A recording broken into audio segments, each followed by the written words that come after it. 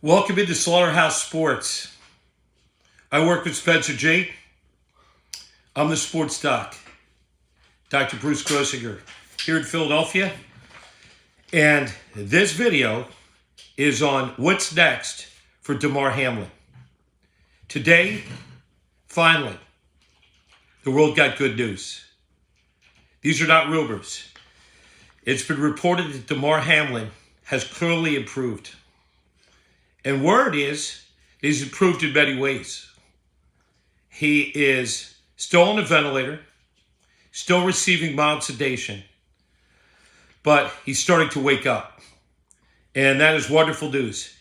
Yesterday and the day before, there were reports by relatives and friends, and as a board-certified neurologist for 30 years, who's presided over these hypoxic brain insults, I've seen many times with the family who are not doctors will see what they want to see, and it may not correlate with what's going on medically. For instance, his uncle said that he was sleeping and he was comfortable and he was doing better. And he may well have been. But today, most notably, there was a brief conference by the doctors at the University of Cincinnati. There was note by the Buffalo Bills organization that DAMAR is improving. I've done some videos, and I'll refer you to Bruce Grossinger Facebook or Jacob Media. I do the Philadelphia Eagles postgame reports medically. And the question is, and today's topic is, what's next for DAMAR? Let's presume there are no more setbacks. No more cardiac events, no pneumonia, no infection. What's going to happen in the next few days? Number one, they're going to try to stabilize his condition from a cardiovascular standpoint. That means monitoring his blood pressure. Make sure his fluids, nutrition, probably through the vein, are optimized. His electrolytes are measured. As I'm talking today as a neurologist, I'm sure there's a team of neurologists, and not me, are at his bedside examining him. And I'm sure that his cranial nerves are intact.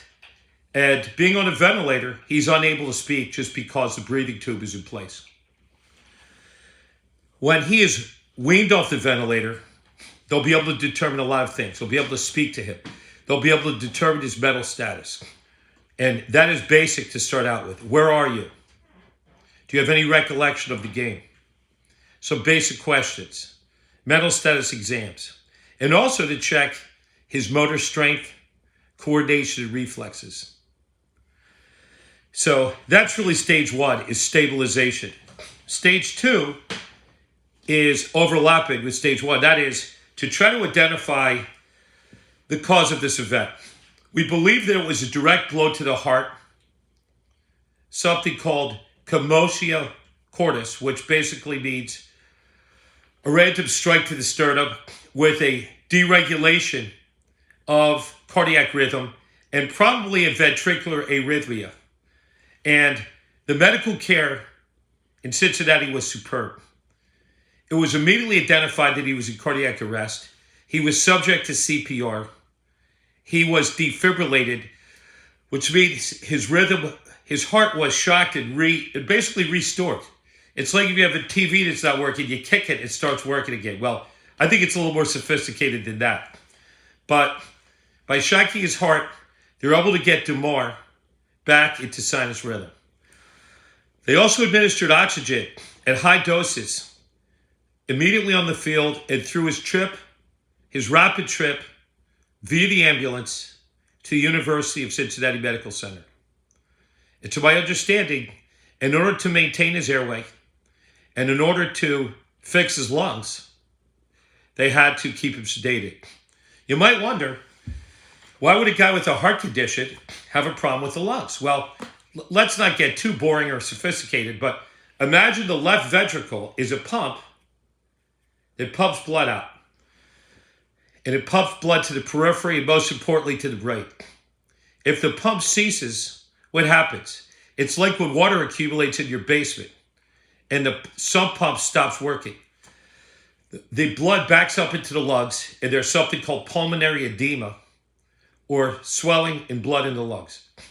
And so that takes time to clear up through medications, even through postural changes. You'll recall by reading that they actually put him in a prone position, which is a position that actually unloads and reduces the stress of the heart pump pumping against the periphery.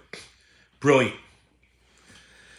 So how do they find out what exactly happened? There are a few tests in medicine they'll be doing.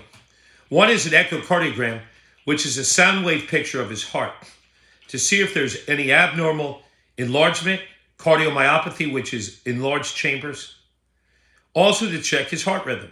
Do something called a Holter monitor, which is to measure his rhythm, to see if there's any underlying rhythm disturbance of the heart beating, the EKG, and also any acquired damage to the heart. And they can measure that through the echocardiogram. They know what normal wall motion, not easy to say, normal wall motion, try to say that 10 times. They know what that is. And they want to make sure that that heart, that pump is working and that he didn't suffer any loss of blood flow to the heart, no ischemia. So they're going to be looking for things like Marfan syndrome, cardiomyopathy. He's also going to be studied in the lab called the electrophysiological lab. And very sophisticated. It's like checking wires on a car to check the conduction system of the heart.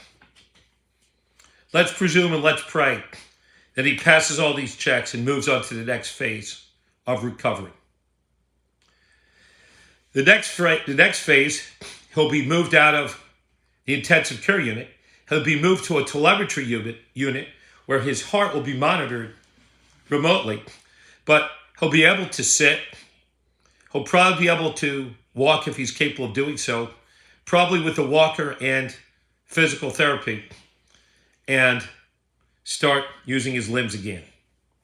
He'll also be receiving bedside physical therapy, that's strengthening and coordination of his limbs, occupational therapy, which will be trying to re-educate his hands in a way for fine motor coordination, and depending on his speech function, if there's any residual signs of brain damage, he will require speech therapy, which is re-education of the language circuits.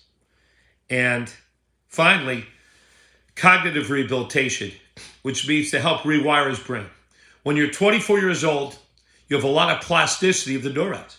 That means if any neurons were lost during this whole calamity, there are millions of other neurons that are just sitting and waiting, ready to take the place of the damaged neurons.